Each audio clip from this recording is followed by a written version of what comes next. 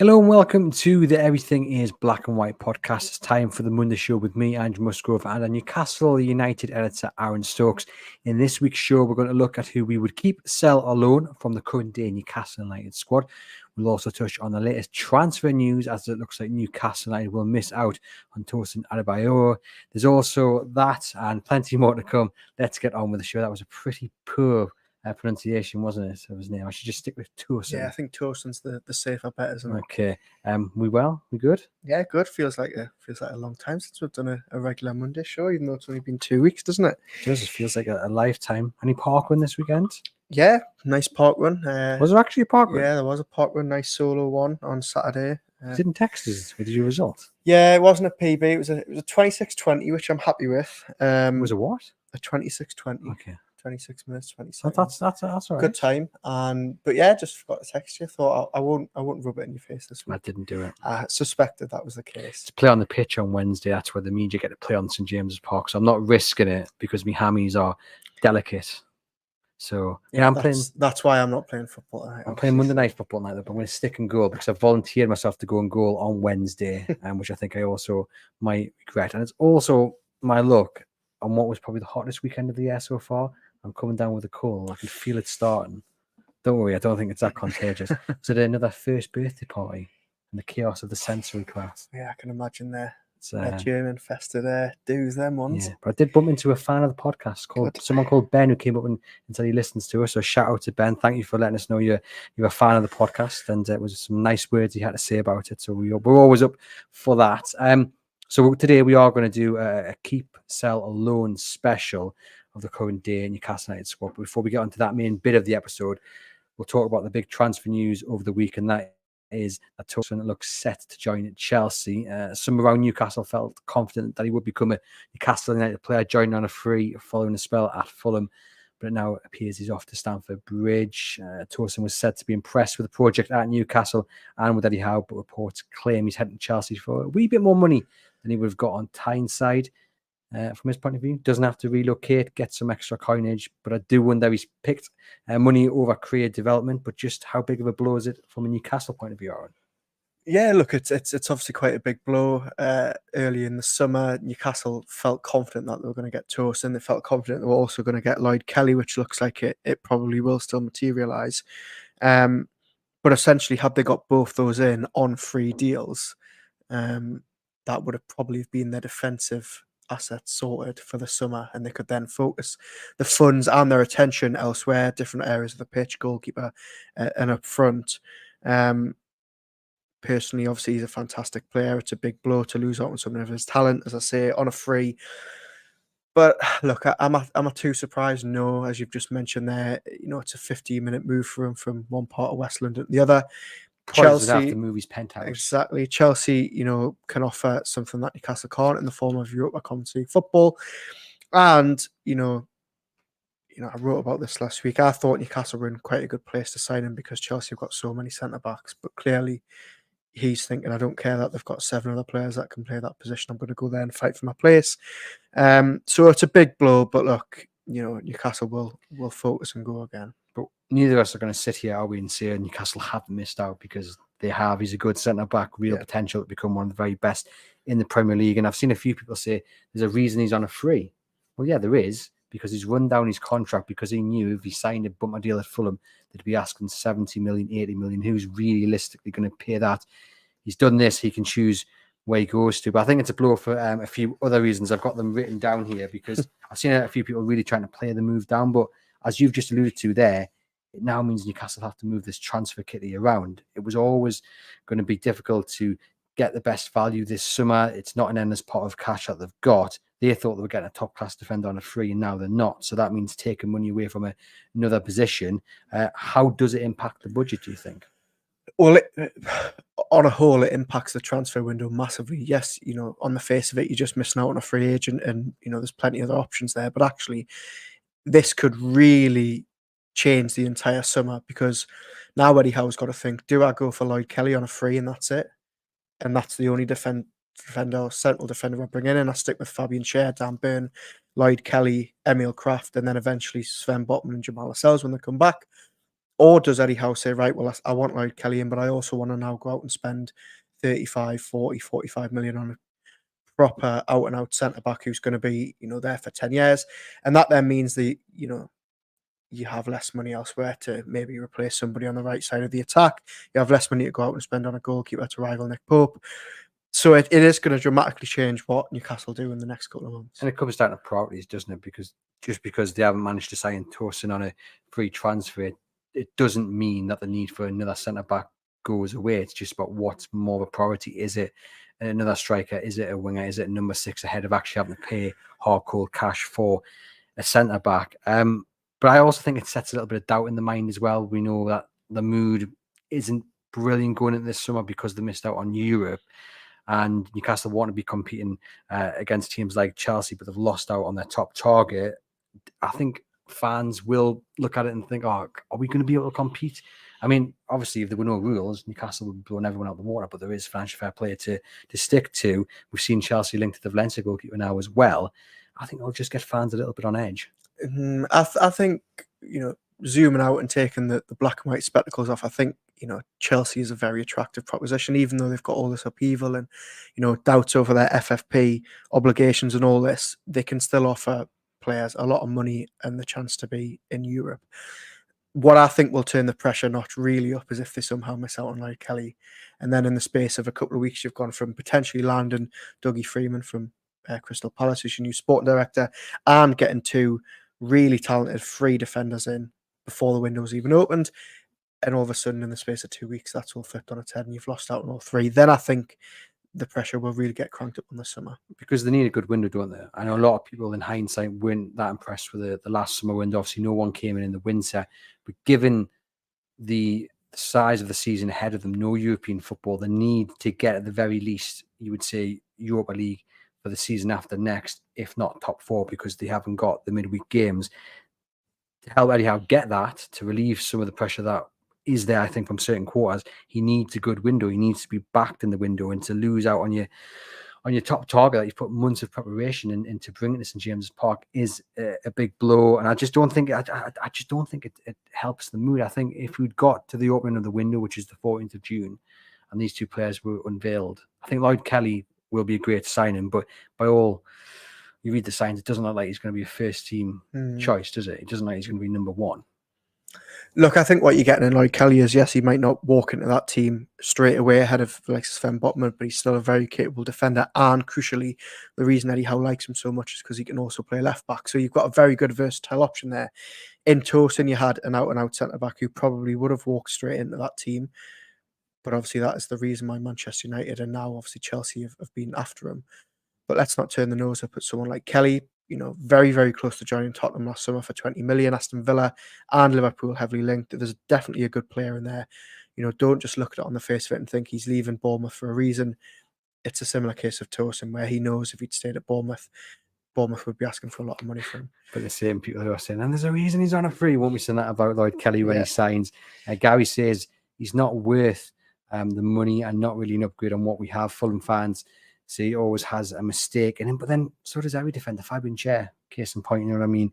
I think Lloyd Kelly will be a great sign. I just think having both them early on would have just boosted everyone. I think getting players through the door early as possible is going to be key to just boosting the spirits. I do think there's a bit of a downer. Yeah, it would have been a really, really strong start to the summer, wouldn't it? Beating all that competition to Tosin, the likes of Chelsea, the likes of Manchester United, because Newcastle thought they had it in the bag.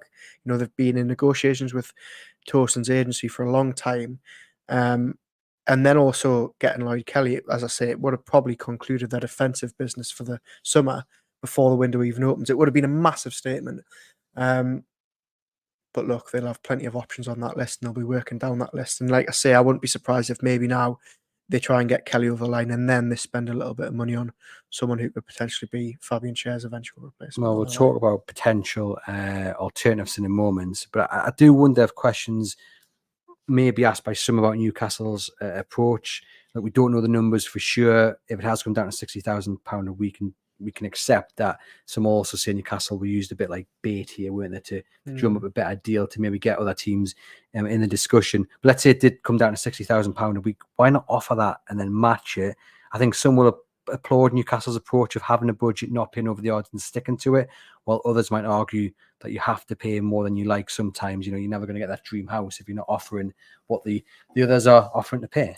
But I think, look, let's just say the reports are true that Chelsea have offered something around 160,000 a week for Tosin. It's a lot of money. A lot of money for a central defender. That would put Tosin pretty much bang on Newcastle's top earners alongside the likes of Bruno Guimaraes. It's a lot of money. And yes, I know you're getting him on a free, you're not having to spend that transfer fee on him, but that changes the dynamic in the dressing room. If we were sat here and we were signing Tosin for 25, 30, 35 million, would we really be looking at and saying he should be a top earner at Newcastle? I don't think so. So yes, I can understand people saying, well, look, you're getting him on a free, you've got to go out and maybe try and match Chelsea's offer. I actually think, looking at it the other way, Newcastle have actually been quite savvy, not getting drawn into a potential bidding war. But look, like I say, we don't know whether that's been confirmed that Chelsea are going to pay that, but it's a lot of money if that is the case. I mean, people will be applaud the fact that Newcastle, like I say, don't get drawn into these bidding wars. They've got that structure because they don't want to be penalised down the line for breaking, the financial restrictions that are there. I can understand their approach. They want to be careful because they've seen other teams get hit by points deductions. Yeah, absolutely. And look, you only have to look at what happened last summer with that freak Sandro Tonali incident and losing him for the full season. If you were to somehow sign Tosin and then lose him, it's a lot of money to be paying. And they've got so many, irons in the fire in different positions for this summer. 60,000 a week could potentially sign another player. Albeit probably not one as good as Tosin. So I think it's a balancing act. I think on this one they've probably got it right. And also, would matching Chelsea's offer of maybe turn the tide? I don't know. As we've said, European football will be a big pull. Playing at a club like Chelsea will be a big pull. Only moving, as I say, 10 minutes down the road from Fulham will be a massive pull. I don't think, it looks from the outside like it comes strictly down to money with this move. Do you think you not having Europa Conference is a big pull? Because there's been a lot of debate over the last week. Simon Bird was on the podcast last week and he said it's not really a factor in his, from his viewpoint. Lots of fans on social media saying players aren't not going to join Newcastle because they're not in the Europa Conference. Bruno and Isaac aren't going to leave now just because they're not in the Conference League. How big of a factor, in your opinion, not being in that competition is it this summer that the likes of Tosin do go elsewhere? Well, if I'm putting myself in Tosin's shoes this summer, and this is a player who rose through the ranks at Manchester City, and everybody thought was going to be the next Vincent Kompany and be playing Champions League football season after season. He obviously eventually had to leave Manchester City, and he's never actually experienced that regular pull of European football. So if I'm Tosin now, spent the last 4 years playing really well at Fulham, and somebody comes in and offers me the chance to finally play in Europe, I think that'd be a big pull. To others, it might not be, and I'm not going to say across the entire summer Newcastle are going to lose out on countless deals because they're not in, UEFA's third competition. But I think in certain cases, Chelsea can go and say, look, even if you're not playing the Premier League, you're going to get European football, you're going to get cup football, you're going to get a lot of time. I think for some players, it will be a big pull this summer. But surely what you got to do is look at the bigger picture. You say, look at what we achieved when we didn't have European football. We finished fourth. Come and join us.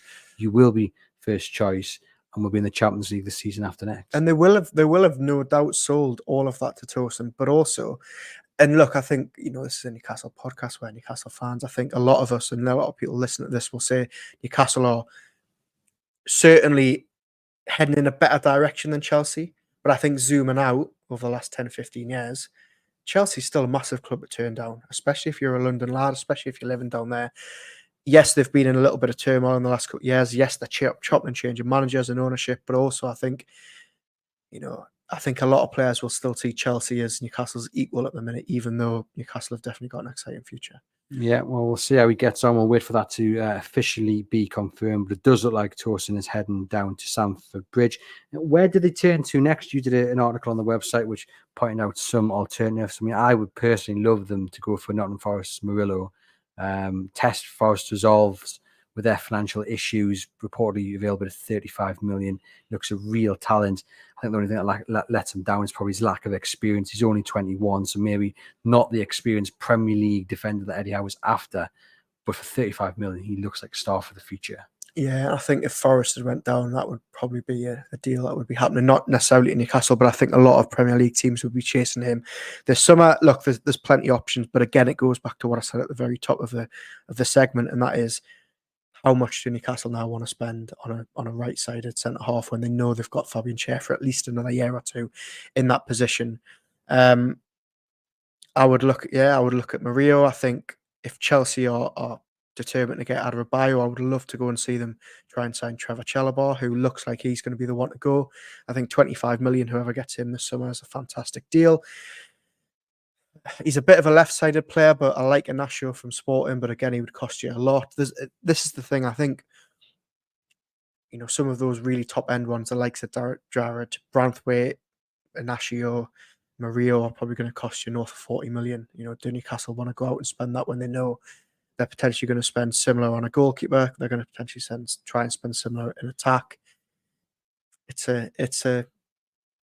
question very hard to ponder as to where those funds go this summer. And it's funny, isn't it? Because I know you've just described earlier about what you get with Lloyd Kelly, but I can't help but sit here and think what he's thinking at this point. Like if he is on social media, he's watching all the reaction about Tosin going to Chelsea, and a large portion of the fans being quite devastated by that news, and he's thinking, well, with am I coming in as backup to someone who's not signing? Like the backup to the backup. Yeah. Can you see a situation where he is first choice when everyone's fit? Look, I think certainly at the start of the season, I can see him slotting in at left centre back alongside Fabian Schär, certainly until Sven Botman's back. And then I think, look, you'd have to have a very good chance of playing left back as well, certainly for a good chunks of the season. You've got to remember he's only 25. Yes, he's not the youngest, but also you're probably going to get a good 5, 6, 7 years out of him. Coming into his peak, very highly rated at Bournemouth. They absolutely loved him. There's been speculation that talks between Newcastle and his agency have been going on since January, and you've got to think he ended the season very well, even with all that distraction and all that noise around him. So, if I was Lloyd Kelly, I think he's probably been, sold the fact that he's going to be definitely getting a good chunk of first team minutes. Yeah, one to wait and see. Wait for that one to be confirmed. Alex Smith, again, he's more left-sided than he is right, but what does the future hold for Alex Smith? He's obviously in this list of the keep, sell and loan, but could he be an alternative? Look, yeah, potentially. I think Eddie Howe, certainly likes him. They've obviously just offered him a brand new contract. He got the chance to play in Australia, and funnily enough, he was probably one of the most senior players on the pitch, albeit during that absolutely devastating loss they suffered in the second game. But I wonder now, what they do with him this summer, because it's a big summer for him, and I wouldn't be surprised if they maybe say, let's bring Kelly in. We've still got Emil Kraft, Sven Botman and Lascelles, you'd hope, are going to be back a couple of months into the season. Maybe we'll find him a nice Championship or League One loan to just get him some minutes. As for being there and thereabouts in the first team week in, week out, I just think it's maybe a little bit too early for him. Well, we're going to talk about potential loan exits and with some of the youngsters in a moment, but we are now going to get onto the main part of the show, which is keep, sell or loan, and we're going to start in the goalkeeper department, go all the way through to the up top with Isak and Wilson and co. Nick Pope, it's a no-brainer. You keep Nick Pope, don't you? Yeah, I would keep Nick Pope. Do you think he might push for a move if Newcastle go out and sign a keeper who comes in as number one? Look, I don't think so. I think, Nick Pope's not stupid. I think he knows coming in, or what he knew coming in, that yes, he's probably coming in as the number one, but it probably wouldn't last forever. He's not getting any younger. He's probably lost his place in the England team for good now, unless a new manager comes in after the summer and wants to take a look at him. If they bring in the Valencia keeper, Mamadashvili, Yep. There we go. So I've been practicing that one. They bring him in, like we've just had Les there in the comments saying, just seen a report that they've offered 41 million for him. Now we don't know if that's the case or not. We know that they're very interested in him. But even if they get him for what, 30 million, 35 million, as I was saying to John Gibson in this week's episode of Let's Talk About, which will come out on Thursday, I can't see a world in where they spend that much money on a goalkeeper, whether it be him or Ramsdale, and he doesn't come in as number one, I Yeah. don't see the point of. I can't see Newcastle spending that much of their budget just to say you're going to play second fiddle to Nick Pope. But So yeah, also just to flip that on its head, I agree with everything you say, and then I think an outlay of that much on a goalkeeper would certainly mean the number one. I think Newcastle are definitely looking for someone to come in and rival Nick Pope. But I also don't think Nick Pope's going to suddenly throw his toys out the pram and say, I want to go. It might then mean that somebody wants to come in and buy Nick Pope. You know, a Premier League club further down the table might say, look, we'll offer you, first team football as a number one. But I think Eddie Howe will be saying, look, we need 2 first out-and-out goalkeepers, and there's nothing to say that you can't wrestle that position back. He'll have looked at the season and think, I was out for 4 months. There's no reason that can't happen again. Someone who comes in. Just before we move on to the next player, we did actually ask Chronicle Live readers for their keep or sell versions. We give them I think we give them 13 choices, so we didn't give them every single player in the squad.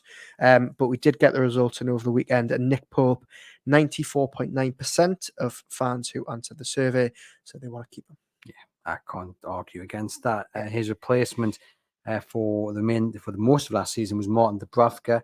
He's out of contract next summer. So he's probably past his best with the performances he did put in this season, or the season just finished. There was probably 2 or 3 really good games he had, but overall he was pretty poor. I think as soon as you bring in a replacement in, you sell him, and look, you'll probably get 4 or 5 million from him at best. Can't see him getting that much, but if he is a Newcastle United player come the end of the transfer window, I'd be very surprised. Yeah, me too. I think it's a sell if the suitors from.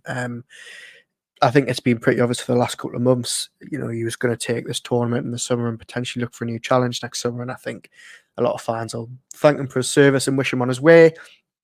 And in the poll over the weekend, only 22.6% of fans said they want to keep him. Yeah, quite lower than I thought it would be. No, I think. Do you think the time's come? Yeah, I think the time's It's interesting though, isn't it? Because I think, rewind 6 months or so when he came in, and there was all this hope of, is he gonna potentially wrestle this place back of Nick Pope?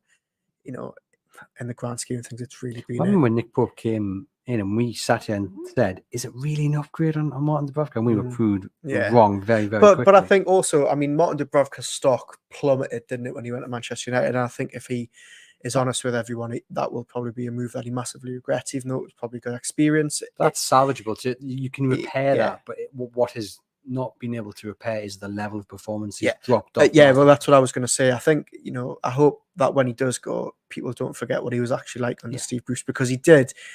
He was so instrumental under those Bruce years to keeping Newcastle in the Premier League.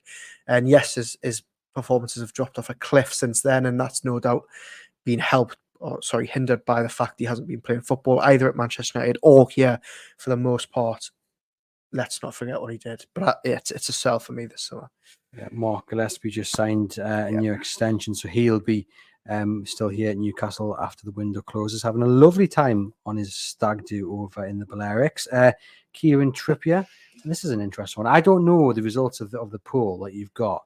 I'm really intrigued to see what the people said about Kieran Trippier. I think the majority will say keep, but I don't think it'll be as high.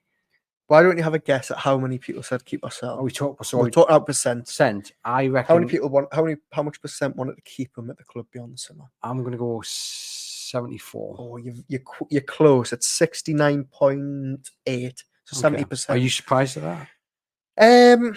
Look, this is going to be the first one that we're going to disagree on, and I know we've had conversations off air about it. And obviously, for those who are new to the podcast and haven't maybe listened to the channel for a while, Andrew Musgrove made a rare, seemingly correct prediction. It hasn't came true yet that Tino Livramento would unseat Kieran Trippier as the out-and-out right-back come the first game of next season, which obviously we don't know will be the case yet. And I think that's maybe swaying why you're so keen to sell him, because you think if he's not here beyond the summer, there's no way you can be proved wrong. No, if he's still here after the window you closes, still think you think, and I'd love to know what people in the comments watching live think, because do you think they're both fit first game of the season, August 13th next season? You think Livramento gets the nod and Trippier's benched? If it was me, yeah. No. Okay, I'll concede that. What's Eddie Howe doing? I think if Kieran Trippier has a good Euros, then Eddie Howe You can salvage will it. say, go out there, you're starting. But I also think it's a massive gamble because we talk about kind of damaging Martin Dubravka's legacy. I think if Kieran Trippier starts the season badly, then that kind of damages what he's done here, and he's been tremendous. I just wonder whether you look at it and think, Tino Livramento, he's not just the future, he's the present, he's now. You look at the way he performed at the end of last season before he picked up that injury, he was absolutely brilliant. And I think you would massively risk angering Tino Livramento because he'd be respectful about it, but he'd be asking questions saying, well, I didn't do anything wrong towards the end of last season. I was brilliant. I don't think Tino would be like that. I think Tino knows the score. I think he knows. What is the score? He's second fiddle to Kieran Trippier. When they're both fit, I think he's playing. Of course, Kieran Trippier. He's the vice captain of Newcastle Football Club. Of course, he's playing second fiddle to him. Now, I think if we'd done this poll in December, maybe 24 hours before the Stamford Bridge Carabao Cup exit, I think 99% of fans would be saying keep Kieran Trippier. And I think what we've seen in the last couple of months is a little bit of a demise, a really poor patch. But I'm backing Kieran Trippier to have a really good Euros, and I'm backing him to have at least another good season. I hope you're right. I would keep him if anyone is in any doubt. You've got to think though, he's out of contract next summer, and me and John Gibson we've already done a Let's Talk About episode on Kieran Trippier, and it's fair to say actually the comments on YouTube were split down the middle. I think. Well, I mean, look, there's 70% fans want to keep him, but I think there'll be a lot of people saying, like you're going to allude to here, if somebody comes in with 10, 15 million, he's got a year left on his deal. Do you get rid of it? It's all about the price tag. If someone comes in with 10, 12 million. But you're losing not just a great footballer, you're losing a massive asset in that dressing room for 12 But when every million. penny counts. But are you going to go out and get somebody of Trippier's quality and leadership for 12 million? That's one question. But the other question is, if you're keeping them and you're rejecting bids of that amount, no one comes in January. You can start to talk to other teams. The big question is what happens next summer? Because if you're okay losing them on a free and not getting any value for them monetary wise, then fine. But like I say, where every penny counts, I think the discussion will have to be had. So it all comes down to next summer. Really, that's going to be the key factor in what decides Kieran Trippier's future if a bid comes in. Dennis says I'd sell Trips. Roger says I would keep him. Geordie Tune for Life says Tino got injured, he can't complain if Trippier starts, which is a fair point. But yeah, of course, Kieran Trippier going to be captain in England tonight at St James's Park, which is fantastic. And we'll wait and see how his Euros goes. Emil Kraft, keep for me.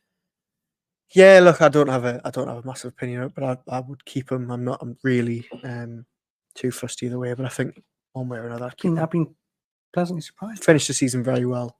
When needed to, he stepped up. Tino Livramento, he's the star, isn't he? He's brilliant.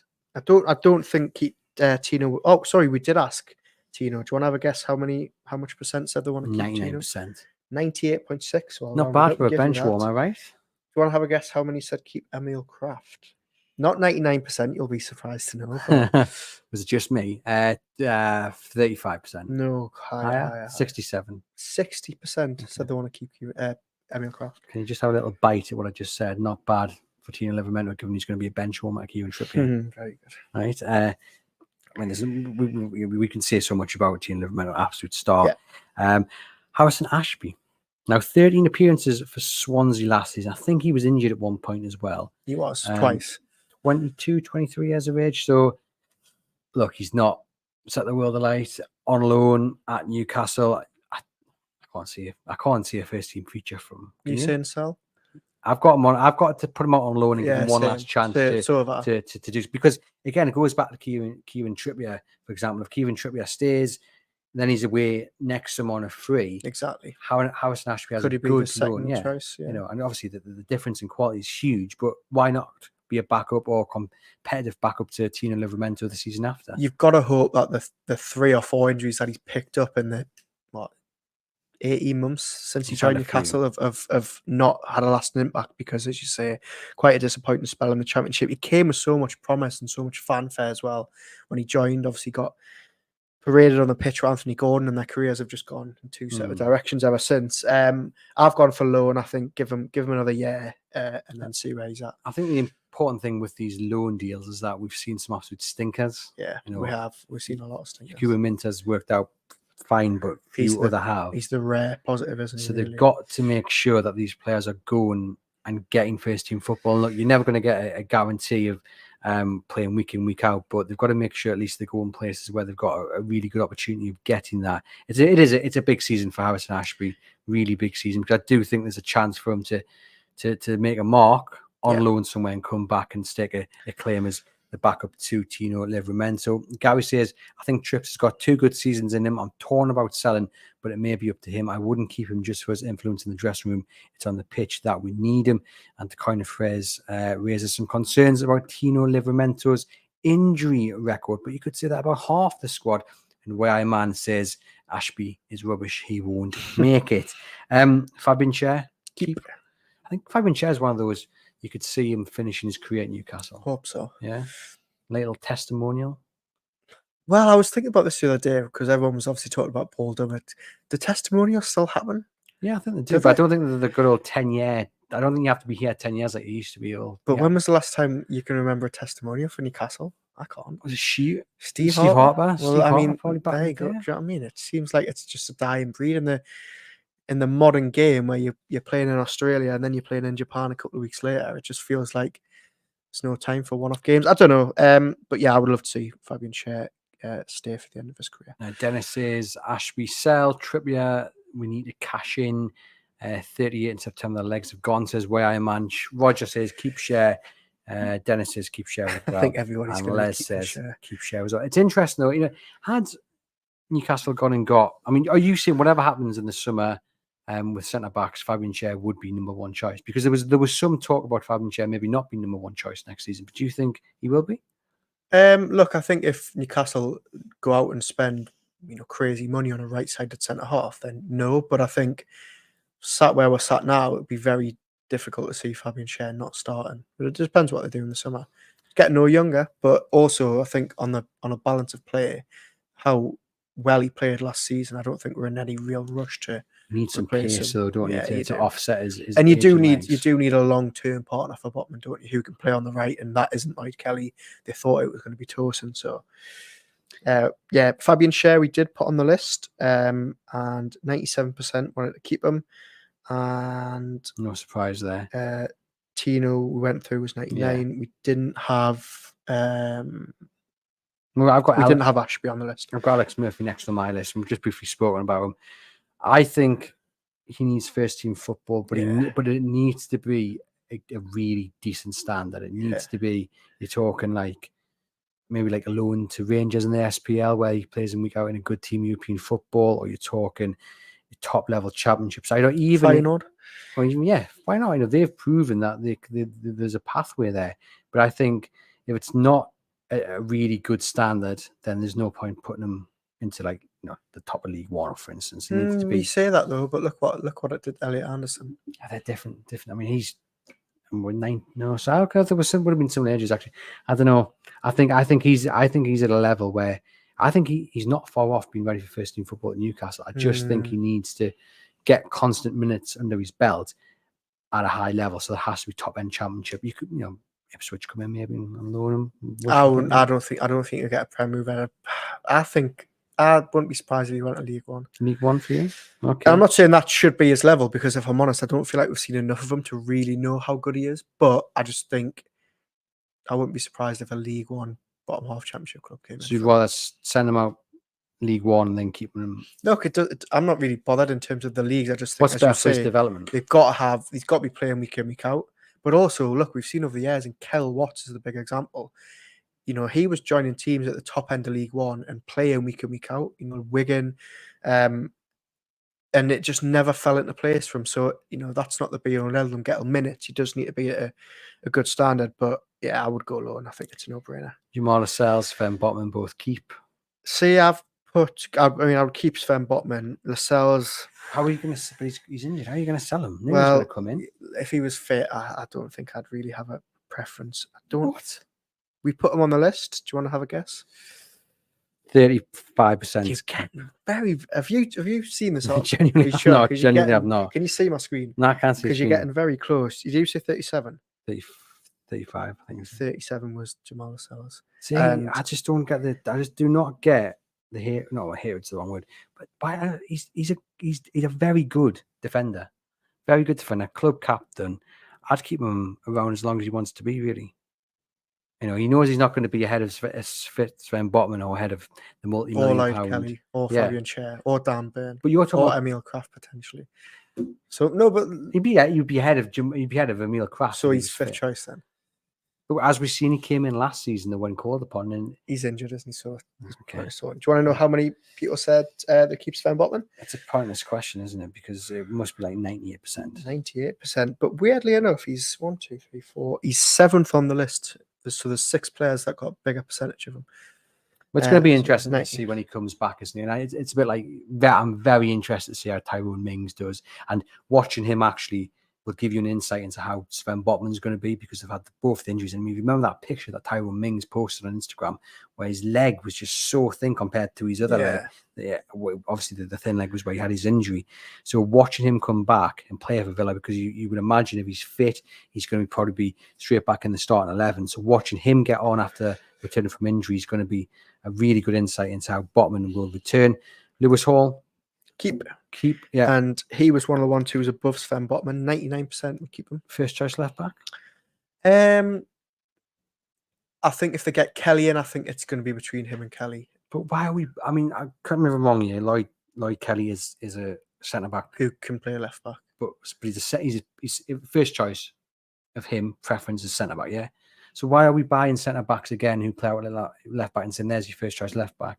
Well, no, I'm not saying he is going to be first choice left back. What I'm saying, you're saying he's going to have a chance to start ahead of a 18-year-old who's had a season and a half? Yeah, I'd say so. Okay, if you need a first choice left back, go out and buy a first choice left back. But I do not want to see centre backs playing at left back again.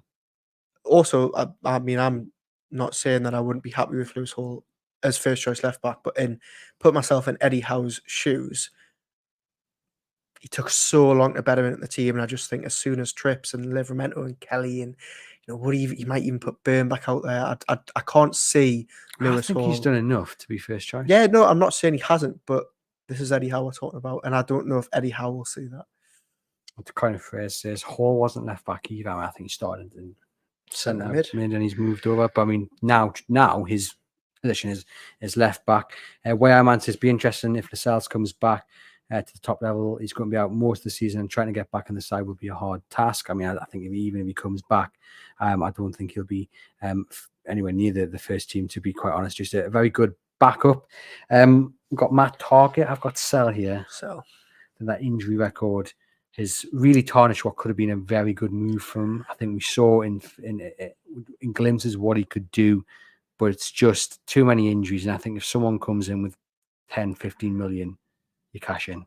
I don't think you'll get that. But I'd agree. I think you sell. I think he's not. I don't think he's worth the money that he's currently taking home at Newcastle. I think the injury records obviously been concerning, and I just think, I think he's just fallen down that pecking order, unfortunately. But I think, you know what, we tend to do one of these podcasts every couple of years where we look back on the what ifs, or the ones we wish hadn't had injuries, and we always talk about De Jong, for instance. He'll be on that list. Do you reckon? Yeah, because he's a very, very good left back. He's a good left back. If he was fit and no injuries, we wouldn't even be talking about Lewis Hall at left back. I don't think. I think we'd be talking about Matt Target being number one. Really? Yeah. Matt Target. Yes. Number one left back. For a side that want to be playing Champions League football. Until they've sorted the priorities out for the other positions, like a striker, like a number 6, like a right winger. If it fit Matt Target, who's not been impacted by injuries, is a good enough stopgap for a couple of years. He's he's a good Premier League left back. I don't think he should be a starting left back at Newcastle United. You can't have everything, but as it is, you move him on. Jamal Lewis, I've got in this list as well. Sell. 26 years of age, 36 appearances. Actually, he'd probably be on the list of what could have been, really, because he was fantastic. Yeah, he was so good at Norwich, wasn't he? Liverpool obviously famously wanted him. Look, I don't think there'll be many that will be keeping him. Matt Target, do you want to have a guess at how many people wanted to keep him? 17%. Oh, you're getting so close. 19% wanted to keep him. He's the second lowest on the list of the 13 or 14 that we give. Surprised. I'm 19%. Not surprised. So yes, Jamal Lewis. I don't think he'll end up in Watford. I think he'll just have to. Looks like the Watford loan was a bit of a damp squib. Struggled with injuries, couldn't really get in the team, wasn't really performing when he was. Yeah, I think he'll be away this summer. Big wages to shift for. Yeah, Mr. Dan Burn. Keep. Yeah. But I do also think it's another interesting one because his contract's up again next summer. They'll tie him down to a new deal, definitely. One that sees his career out in Newcastle. Hopefully. 32 years of age. So, I mean, the next contract's not going to be a big one, is it? 2 years at most. 2 years, yeah. I would keep him, definitely. I unless you get stupid money from which I don't think is going to come. He's happy, he's settled. I don't think I would want to lose him because he's so versatile. Good end of the season. Yeah, very good end of the season. But you've got to play him centre back. And I think the good end to the season is reflected in his score because opposite to Kieran Trippier, I think if you'd done this poll at Christmas when he was getting tortured at left back by Saka and all the other right midfielders, I think the score would be a lot lower. Go on. No, I want you to guess because you're on such a hot streak here. A lot lower. Sorry, so it's higher than it would have been. Okay. 86. 92, 91.6. Okay. What the big difference is that he's playing centre back. That's the big difference. That is because he had a very good end of the season. If we had done this poll in Christmas, he wouldn't have got that high. Keep him. Miguel Almiron. Sell. I mean, the fan club's already been shut down. The fan club's been shut and open more times than. No, but it got shut down properly after that despicable dive against Brighton. Well. And I haven't reopened it because I'm not over it. Miggy, if you... sorry, I didn't expect to be doing Miggy so soon because we've obviously skipped the midfield, but... I've gone for the wings first. Okay, sorry, okay. Miggy, if you're watching or listening to this, I'm really, really sorry, but the score that he got was a low one. He's the lowest on the list. It's going to be like 22%. He's lower than Matt Target, who got 19. Sorry, 11%. 15.7%. Goodness me. That is low. Do you think that's because people genuinely think he's useless, or do you think that's because he's the most sellable asset? I don't think it's because he's useless, but you know what's interesting about that score and how low that is? If Miggy Almiron became the second choice or the third choice right midfielder at Newcastle, could you really grumble? Is that not his level? A good squad player? Newcastle fans don't see that in him. They see he needs to go. He's had his time. He's not at the level. When actually, I think when you're building a squad, he had some very good games this season. I know he wasn't at the level that he was in the Champions League, the finishing fourth season, but you've got to remember there was brief times last season where he did do a really good job. Did very well in some of the Champions League games. He's a very good asset to have off the bench. I would go sell, but the reason for me saying sell is because I think he's their only, well, not their only, but he's their biggest sellable asset. Well, you're gonna get money for him, aren't you? So that is why I'm saying sell. But also, if Miggy says I want to stay, and Eddie Howe says I want to keep you, and there's not sufficient interest, if Miggy is second or third choice next season, I'm not going to lose too much sleep. The worrying thing will be is that if they don't upgrade at right midfield and Miggy is still the number one next season, or he's still battling out with Jacob Murphy, come on, we need to be seeing an upgrade. I mean, we've been banging on about this since I was blowing the horn for Moussa Diaby. So this isn't a new thing. He should be moved on, and if not, he needs to be moved down the pecking order. Yeah, I think he's probably one of those that is more likely to go than most in the summer, and because he is the most sellable asset. It's just going to be interesting to see where he goes because he clearly doesn't want to go to Saudi Arabia, which you applaud, actually. He's not going to go and chasing the money. He clearly thinks he's got something to offer, whether it's a move to Saudi Arabia or another Premier League club. I mean, his agent came out and said there was interest, whether that was... His agent's a bit of a... This is the same agent who said he had a £50 million release clause in his contract, which was absolute nonsense. So Ipswich had been linked. Yeah. Imagine them down on the course. But you know what it is? I think if Ipswich or someone like Bournemouth or Forest, or maybe not Forest, but if someone like that has got the money for him, a bottom half Premier League club, I think he would be a really good asset for them. He's a good Premier League player. I think he gets far too much stick. And I know that he hasn't had the season, as you said, last season. And last season was a bit of an anomaly in the season he's been here.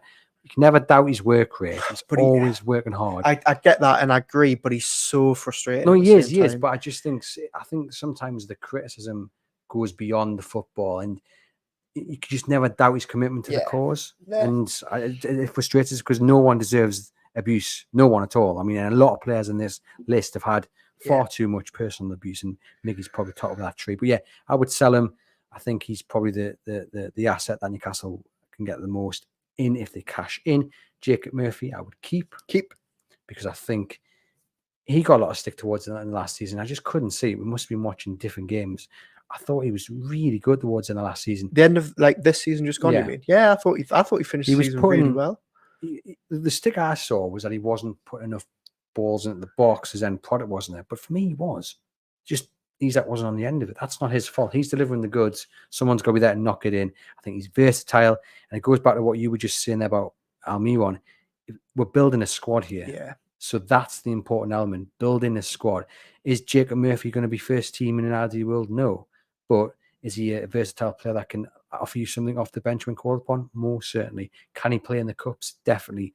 And does he have them little patches of form as well where he makes a difference? 100%. He's got plenty to offer. He's another frustrating player at times, but I think he's he's much less frustrating than Miggy. Eddie Howe trusts him implicitly. Fans like him. I think he had a very good end of the season. I think he's a very, very, I don't want to say squad player because I think he's that's doing him a bit of a disservice. I think he's a very, very good player. It's a no-brainer for me. I'll keep him. Yeah, Harvey Barnes is a keep. Big season for him though. Big season, yep. 97.8 said they wanted to keep Harvey Barnes.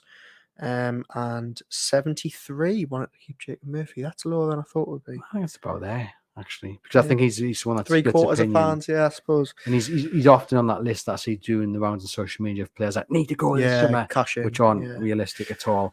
Anthony Gordon, keep. I mean, Liverpool have been linked, but it's going to take Liverpool a bit of the excess of like 110, 20 million, isn't it, before Newcastle even consider selling him. Yeah. You build your team around Anthony Gordon, I think. Yeah, it's a no-brainer. Absolutely superb. Yakuba Minta. I've got keep written down. Interesting that you've got that written down. Because I think I think what we need to see is him given a real chance in pre-season over in Japan, sell a cup. I think Newcastle just need to work on a loan deal in the background where they can say, look, if he hasn't impressed too much in those pre-season games, even if you give him a chance in the opening 3 or 4 before the window shuts, as long as you've got that loan deal working on the background where you can say, right. So is yours keep/loan depending on how good he looks? Yeah. I think they need to take a proper look at him because we're talking about an upgrade on the right wing. He could be it. And people say he's still young, he's still raw. But do you know, I'm a little bit sick of this. I'm a little bit sick of people saying this about Newcastle's talented players because you look around at Manchester United, look at Manu. I know he's a quality player and he's better than probably anyone at that age that we've got in the squad, but he's been given a chance. Yeah. He's been given a chance by Erik Ten Hag, and there's other players that are given a chance at such a young age. Okay, sometimes it won't come off, sometimes it will come off. Yakuba Minteh, who cares how old he is? If he's good enough, he's good enough. Look at Lewis Hall. Well, yeah. 18. Look at Lewis Smiley. Team, yeah, exactly. So the only thing I would say about Minteh is, making the step up from the Danish league and then the Dutch league to the Premier League will be a big thing. So I think he does need to have a very good summer where he's cutting it, against the big boys at Newcastle. For me, it's a loan because I think I would just like to maybe get one more year of proper first team minutes into him that I don't think he'll get at Newcastle. But unless he turns out to be an absolute superstar in pre-season. Let's say we understand Newcastle are looking at trying to improve that area of the pitch. And he bursts onto the scene, what's the word Mika Richard uses? He explodes on the scene, whatever. Bursts on the scene. And just takes Eddie Howe's breath away in that. And then first up in training seconds. And he's going to start singing. You know what I mean? And Eddie Howe's standing on the touchline saying, okay, wow. And he's starstruck. And he's thinking, he could be the one for me. And then that, it also plays into what we were saying earlier about Tosin. Yeah. They're going to have to be really clever with the budget. So what's stopping Yakuba Minteh, really impressing Eddie Howe in those training sessions in Japan, first couple of games of the Premier League season, and him going, okay, yeah, you can replace Miguel Almiron, you can battle Jacob Murphy. There's absolutely nothing to say that won't happen, but I just think, let's not look. He's had a good season in Feyenoord, but you've got to remember it didn't start very well. It didn't, and it wasn't really until the African Cup of Nations where it really started to flourish for him. You read some of the commentary and the pundits over there; they were really quite negative about him at times. said he didn't know what to do when he didn't have the ball. He sent Arnie Slot, who is now obviously going to Liverpool, who was the final manager, said he had to spend 30 minutes of a match shouting at him, telling him where to go when he didn't have the ball. But there was also then on the flip side that were very, very complimentary about him. Said he was absolutely fantastic with the ball. He was a real, what's the word for it? He's really unpredictable when he's got the ball at his feet. He would do things that other players wouldn't. So it all depends on the summer. They're going to have a good look at him in pre-season. Eddie Howe wants to before they make a decision. But I think at the minute I'm leaning towards loan. But I'm with you. If he has a good pre-season, I think there's an opportunity for him to take here. Yeah, it's a huge one. But we're going to see really how good he is. Because Eddie Howe's not going to keep him if he's not good enough. Sean Longstaff? Keep. Joe Willock. I've got sell here. Now look, I think Joe Willock is absolutely excellent. Right, in the chat, get him tortured right now. Get him slagged off in that chat. But there's another question mark over the injuries. How many more times can we say? We've got to give him another chance. How many more times can you say that though? Well, how many times have we actually said it? Quite a lot. No, come on. He's been impacted by injuries quite a few times. He had the Achilles injury and he had a setback. Before that, hamstring against I kept him out towards the season after last. He's had injuries in the Steve Bruce as well, didn't he? No, he had the. He did. I'm sure he had an. I just think it's like Callum Wilson. We keep saying, oh, when fit, he's absolutely brilliant, and that's not a lie. He is, but I just don't think we can keep relying on a fit Joe Willock because, quite frankly, there isn't such a thing over a consistent time and basis. And we're talking. You talked about Matt Target. For where Newcastle United want to be. If fit Matt Target wouldn't be the first choice left back, but for when Newcastle United want to be, we can't keep saying, "Oh, when he's fit Joe Willock," because I don't think you write him off yet. But saying that, maybe you're not going to get slagged off in the chat because it might actually be me getting slagged off because we've got someone here saying Willock I'd sell for the right price. Roger says Willock, the fitness is an issue. So, right, the same person saying put 30 million down and you sell. So maybe I'm in the minority here about wanting to keep him. I think you give him another go. When fit and firing and on his game and on his A day, he's such a force. He's such an asset for this team. And I think 30 million, really? Spent 25 to get him from Arsenal. And he's a much better player than he was there. 30 million, that might get him his left foot, wouldn't get him his right. And 80% of those who we asked agreed with me that we should keep him. So this season, he missed 26 games. Okay. The season, he's missed more than that, actually. Do the maths there. 12 plus 18 is 30. 38. He's missed 38 games this season. No, because competitions. August the 1st. Yeah, that's right. Yeah. Mm-hmm. So across all competitions, he's missed 38 games this season. The season before that. Then, yeah. No, well, look, in total. Yeah. So he's 6, 7, 8. Okay. In the previous 3 seasons before this season just gone. He's missed 46 games in the previous 2 and a bit seasons. Yeah, but a lot of them have been this season. You've got to give him at least another year to get over them. Come on. Look, if he's fit and he's consistently in the team, yeah. But I just don't know if he can do it. Somebody's saying it's a squad game. We need Willock. Somebody else is saying the injury record. Aaron Roger's saying he agrees with me, but sadly no one knows about his future fitness. Dennis says it's insane to sell Willock. If you were going to sell him, how much would you want from him? I don't know. Don't do what you did with Alexander Isak and say you'd take 80 million. I just don't know how much people would be willing to pay for. If fit Joe Willock, you're talking north of 65, I'm talking about the 70 injury croc that you've just been mentioning. How much would realistically? I think teams could make a cheeky little 30, 35 million pound bid and see. And you would sell? I'd be tempted. I'd have to really look at it. No, I'm sorry. I'd have to look at the modern game. I'd have to look at that and see if it could be reinvested elsewhere. I might have to open the newly formed Joe Willock fan club because I think people have got such short memories. When he was in that team last season, he was before the injuries, he was so good. He was so instrumental at the way they played. I'm not doubting that. I think he's a tremendous player, and when fit, he's instrumental to the way Newcastle United play, and he's absolutely key.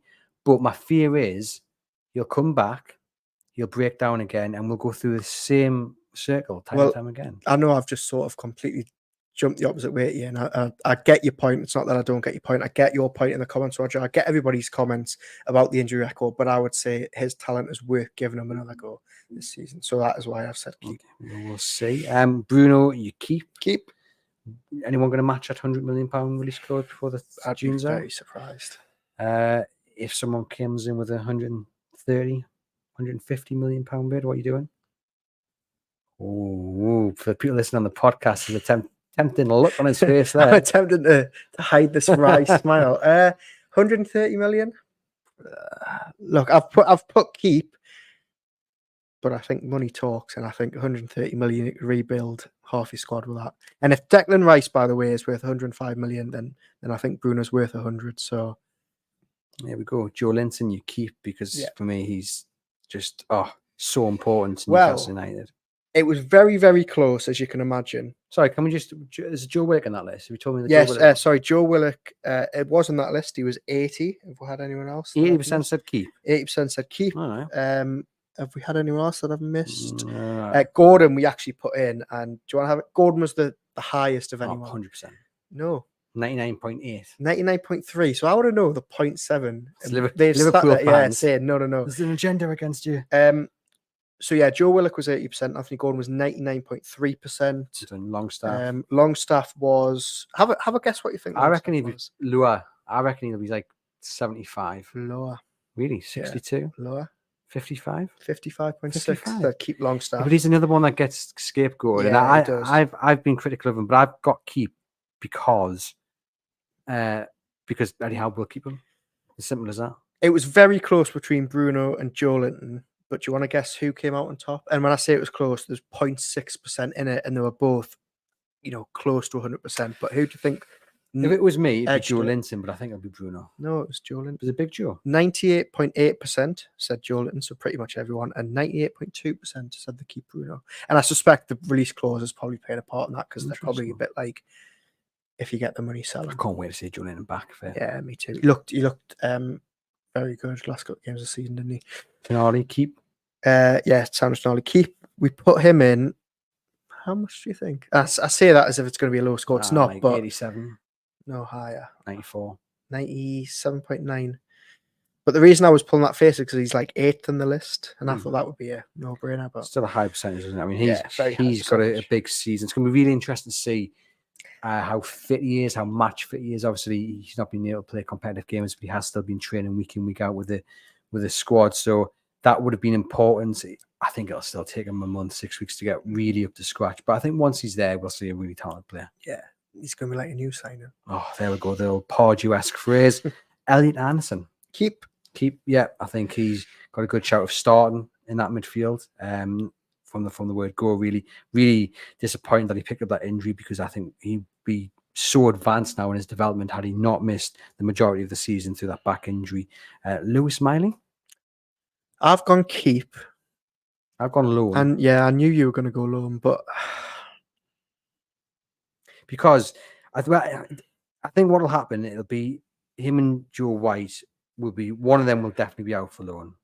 I think maybe whichever one. Well, I've got White on the list, and I've put loan for White. I think whichever one doesn't obviously stays. I just think with Lewis Miley, now there's no European football, there's not going to be as many chances to get competitive minutes at Newcastle United. With Tonali coming back in, Joe Willock being back from injury, potentially another midfielder being signed as well, if I get my way. Where does Lewis Miley fit into it next season? He's going to be a big star for Newcastle United, but having him, there's a good chance he might not even be in the squad, the matchday squad. So having him train week in, week out, but not playing football isn't a benefit to him. So for me, you sort out a top championship loan, and he will go in there, he'll start, and he'll rip the championship apart. You think that's the level, top half of the champ? I think he's right. Yeah, I would agree with you, and I think that it would be very beneficial for him. But I'm just looking at my list here, and I've got Bruno keep, Joelton keep, Longstaff keep, Willock keep, Tonali keep, Miley keep, Anderson keep, Joe White loan, Isaac Hayden sell. So 7 of my 9 I would keep. I think that's enough. I don't think you need to go out and buy one. And I know we're going to have this debate again. And I think that 7 is enough. And I think, yes, there's maybe a little issue over the minutes there, but I think 7 across 3 competitions, bearing in mind Joelinton or Willock, as you say, will probably pick up an injury again. I think there's still chances for him to get minutes there. Equally, I wouldn't be dead against him going on loan. But I think if I had my way, I'd keep him. I think the issue here, though, is there is room for improvement. I mean, look, Bruno and Joelinton top of their games. Tonali, when fit and not suspended, you could probably say there's not many better midfielders that Newcastle get their hands on. But I look at Joe Willock and I look at Sean Longstaff, and I just think there are upgrades there if Newcastle can find the money and personnel. I mean, I know Morgan Gibbs-White doesn't really play in any of their positions, but he comes in and he potentially has to change the formation. Is he an upgrade to what he brings to the team on Joe Willock and Sean Longstaff? Someone like Morgan Gibbs-White? Potentially. Or João Paulino from Fulham. Is he an upgrade on one of those two? Yeah, definitely. So it's, as I'm talking about, so we're saying keep now, but I think if the opportunity presents itself, there's going to be a time where Eddie Howe has to be really ruthless and say, sorry, Sean, XYZ's available. Sorry, Joe, I can buy him, kind of thing. I don't know if that conversation comes this summer, but it's going to come in if it's not this summer, next summer, I think. Sorry, I just think you're doing Joe Willis such a disservice. But we've moved on from that. I think Miley, and somebody's put in the comments here, that he'd learn more from Bruno in training than he would at a top 6 championship side, which some people might not agree with. You can't learn that competitiveness. But, no, look, I agree. I think if I had my way, I think he's the 7th. He's one of the 7 that I'm keeping. Wouldn't be against him going. We put him in the list. Do you want to know how many people said keep? Was there an option to loan? No, we just did keep ourselves. Oh, well then, like 100%, isn't it? 98%. Exactly. Yeah. Stuart says, keep Longstaff. Come on, lads. We all love a Joy lad coming through, but he's a second too late with decision making. He doesn't have the quality for a top 6 club. I think what he offers, it's building that squad, isn't it? And I think until that upgrade is there and ready and available, then he'll stay. But when it's there, I think. Well, I'm not being funny. We're talking about upgrades. I think even if everyone's fit at the minute, Eddie Howe's proven time and time again he's happy to start Longstaff over a fit Joe Willock or a fit Lewis Miley or a fit Elliot Anderson. So but we can sit here and say in an ideal world he's going to. But this is Eddie Howe we're talking about, who will play Sean Longstaff week in, week out. So and we have to give Howe the we have to say, as we always do, Howe sees them week in, week out. So obviously he's got the hindsight of the training to make those decisions. Dennis says, can't sell Big Joe. I'd rather sell me mum. I think pretty much everyone echoes that. People said he's a better player than the Man United kid. I think where man's talking about Manu there. I'm sorry, but Manu Miley is going to go down like Rice Longstaff did. There is no way. I love Lewis Miley. Don't get us wrong. Kobe Manu looks very good. Had better stats though. The first time he's called the England squad, Manu Miley had better stats. Interesting. Got injured. Isaac Hayden. How was he still on the books? Well, Isaac Hayden. I love Isaac Hayden. Such a lovely bloke, but. Yeah, look, I'm really surprised they haven't. When is his contract? I think it's 2026. It cannot be. I've got I don't think it's next summer. I'm sure it's 2026. Goodness me. Yeah, 6 years. If you scroll down a bit, that's just a lot of numbers. Yeah, 2026 there, June 30th. Goodness me, that is a long time. Goodness me, another 2 years. Yeah, look, I mean. We didn't put him on the list mainly because I forgot, but I think it would have been lower than Mickey. Is it? Do you know what? I know he's just come back from a loan deal at Norwich, but if I was Ipswich, make a chicken. He could do a decent job at a lower half Premier League side. Just that kind of midfield kind of enforce. Someone gets the tackles in. Then what Newcastle really need to do though is they need to sell him. We can't be loaning him out again because he's on such a big wage, and getting someone like him and getting someone like Jamal Lewis off the books this summer will be huge. So I'm sorry because I do love him, but it's time to go. Simon says, you do realise Sean scored 8 goals last season, and Howe said since Christmas he's been playing with an injury, having injections before every game. Yeah, we know that, and that probably lends itself to being a huge season for Sean Longstaff because, like Aaron says, Eddie Howe will undoubtedly start him from the word go, and I think Sean's got to seize the opportunity. And you would think the injuries will no longer be plaguing him. You would think, right? Hopefully. So it's a fresh start for Sean, and fingers crossed he can continue the way he ended the season with a few goals. Because look, I would love to see him prove every single doubter wrong. Gets too much stick, Sean. He does. Alexander Isak, keep without a shadow of a doubt. Don't be accepting any £80 million bids like somebody suggested a couple of months ago. Just being realistic at that point. 99% of people surveyed said that they would keep him. Obviously, he was second on the list just behind Gordon. Look, keep him, and I think the only reason you sell him is if somebody says we're gonna come in with what. Do you think he'll be bothered about no European football, or will he be looking at it and thinking we can give this a real good go here for the top four? We'll be giving this a real good go. Look, I think he will be bothered that he's not going to be playing in Europe. He's one of the best strikers in Europe. Newcastle can't afford to be out of Europe too long because somebody will come in and say, we're going to take him off you, probably for a lot cheaper than they should be if there's no European football on the table. But I don't think we're going to be seeing an Alexander Isak pushing for a move anytime soon. Newcastle obviously don't want to sell him.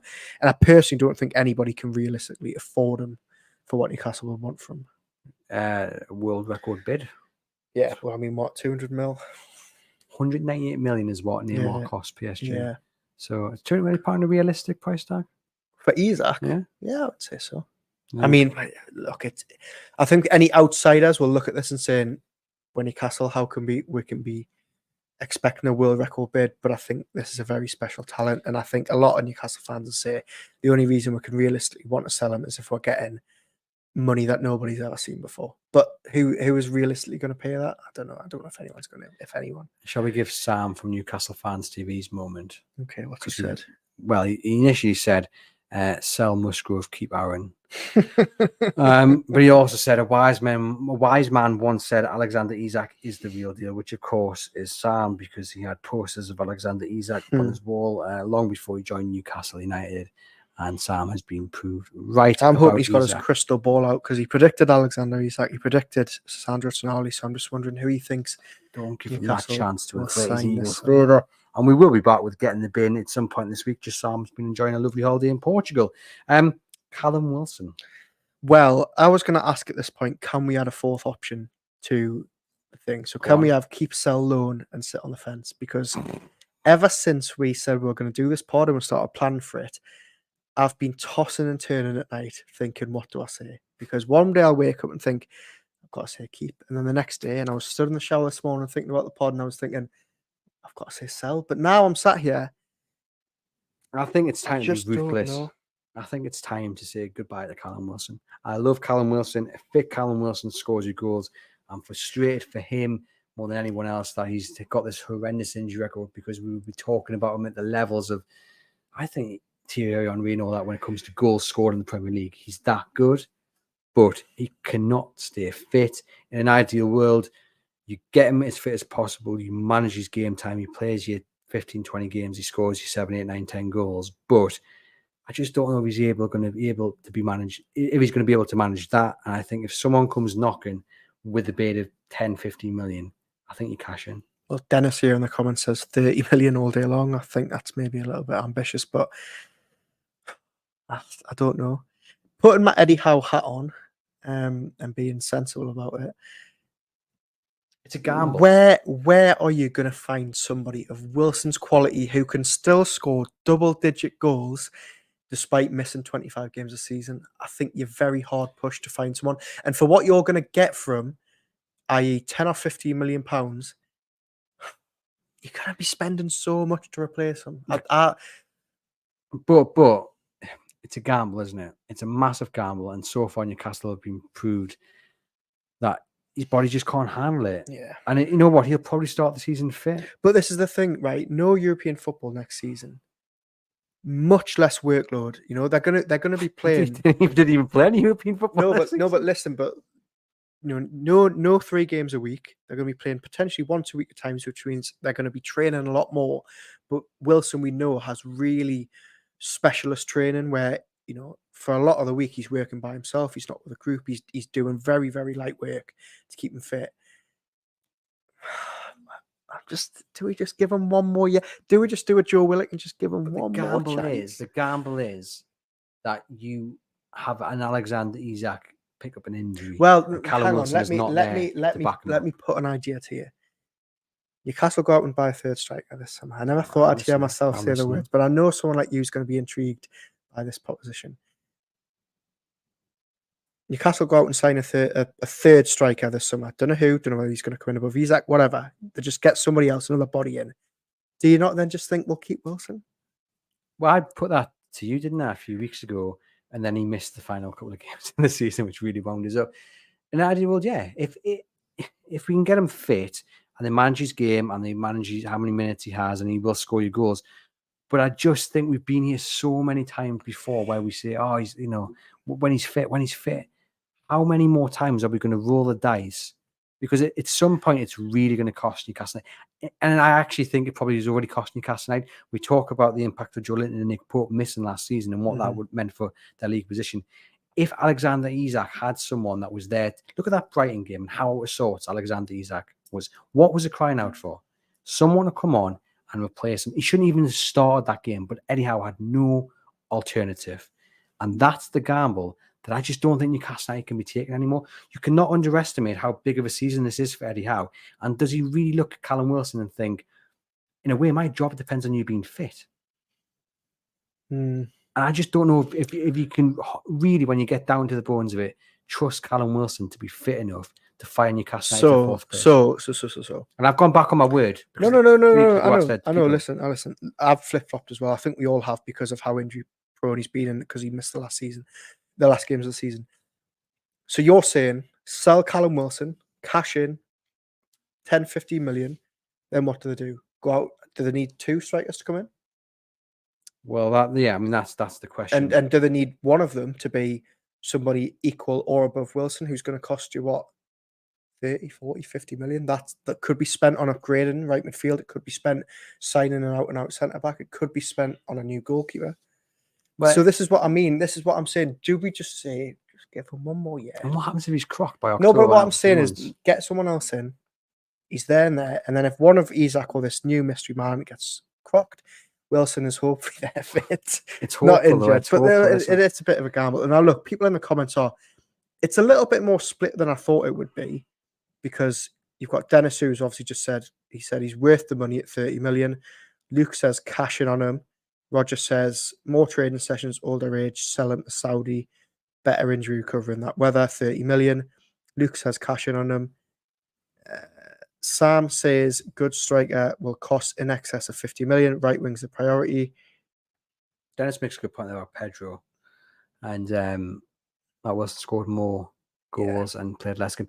I think what Newcastle will do if they do cash in on Callum Wilson is they'll go after someone versatile that can play across. Lookman, for example, can play up top, but he's primarily on the left. And that's what they might do. Go for someone with a bit of versatility. For me, I would like to see an out-and-out centre forward. Who that will be, I'm not too sure. But I just think it's a massive gamble to be going into that season just with Callum Wilson and Alexander Isak. They need a third striker, but just Callum Wilson, it's so frustrating. I wish we were sitting here and we were seeing Callum Wilson's going to be fine now, pick another injury again. Well, Callum Wilson would be in the 90s, wouldn't he, in terms of the percent of people wanting to keep him if he was fit all the time, but he's not, which is why. Do you want to have a guess at how low he is in the list? 34.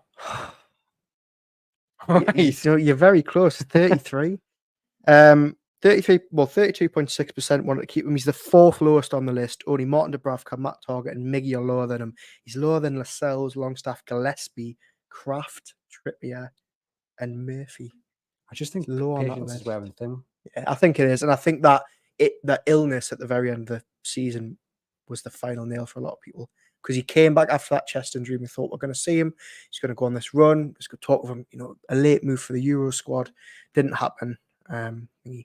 And also, I just want to jump in the comments here and just respond to something that Ian is saying, who thinks that we've got the same shirt on today. I've got a jumper on. Which Andrew's got a jumper on, and I've got the similar colour shirt on, but just it wasn't a 2-for-1 sale, Ian, at Marks and Spencer. So just to clarify that. Alan says sell Wilson 50 million plus wages, save. Gordon can fill in when needed, and then buy a young striker.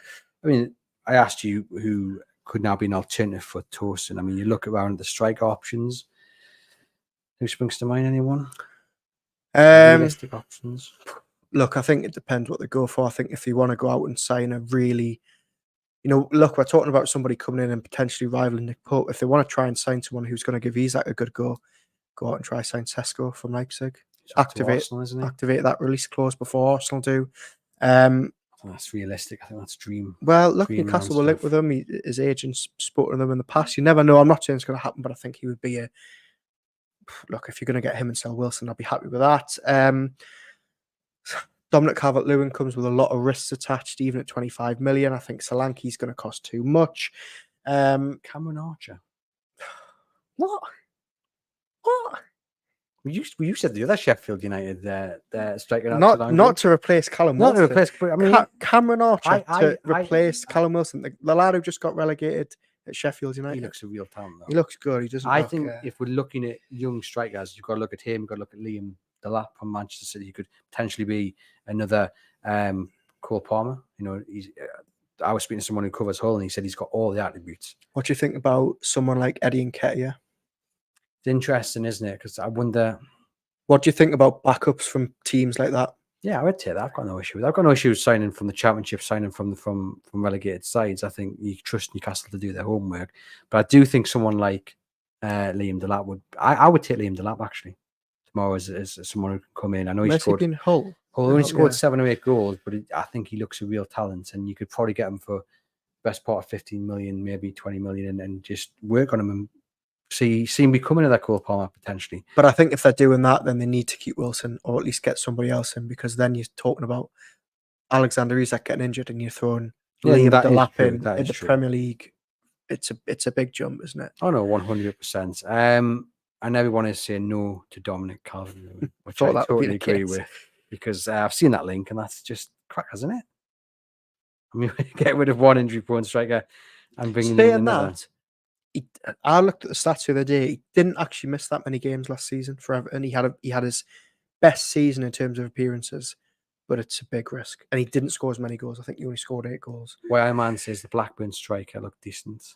Sammy Schmodix, I think he'll get a Prem move, but I think he looks really good. And weirdly enough, I mean, Adam Armstrong had a really good season in the Championship and he scored 21 goals. Sammy Schmodix won the Golden Boot with 27. There was 6 goals between first and second. Armstrong's not. No, I'm not. No, sorry. That wasn't me saying Sorry. Adam Armstrong's going to sign, but I'm just saying Armour at Southampton, who came up, compared to Smodix at Blackburn, who really struggled. I think Smodix will get a move, whether he's our level, I don't know. Dennis says the lad from Coventry last year who went to Lisbon, but he's gone. I think that the time to buy him was actually last summer for 20 million. Obviously, Lisbon got a great deal there. So yeah, look, it's interesting, but I think this again, like Tosin, is going to play heavily on what happens at defence. Wilson holds the key, doesn't he, this summer? If he stays, then there's a lot less pressure for him to go out and sign a striker. If he wants to go and there's an offer comes in, then do they have to go out and sign 2 strikers? When is Callum Wilson's contract? Next summer. Next summer. So I mean, really 25. Now this is the chance, the only chance they're going to get to cash in. He's 32. And we talk about Miggy being the only sellable asset, really. I think he's another one. Well, he's not the only sellable asset. He's the main one. I think Trippier and Wilson as well. In a world where you need to raise funds, again, the Callum Wilson one's just, you're going to go back and forth. But yeah, and I think, but yeah, look, I was surprised at how low that was. 32% of fans. Well, we hope you guys have enjoyed this keep, sell, or loan verdict. Let us know in the comments who you'd be keeping, who you'd be selling, who you'd be loaning out. And let us know if you disagree or agree with me or our no trivia this week, because we've waffled on for long enough. Do head over to chroniclelive.co.uk for all the latest Newcastle United news, and we'll be bringing you a new episode of Get in the Bin this week. We've also got a new episode of Let's Talk About, where the focus is on the goalkeeper situation and the future of Nick Pope, and we're bringing you a couple of other podcasts as well, including some videos of kit release day launch. Was that the right? Kit launch? Kit release day. That's it, on Friday. So looking forward to that. Thank you very much for tuning in, and we'll see you guys very soon.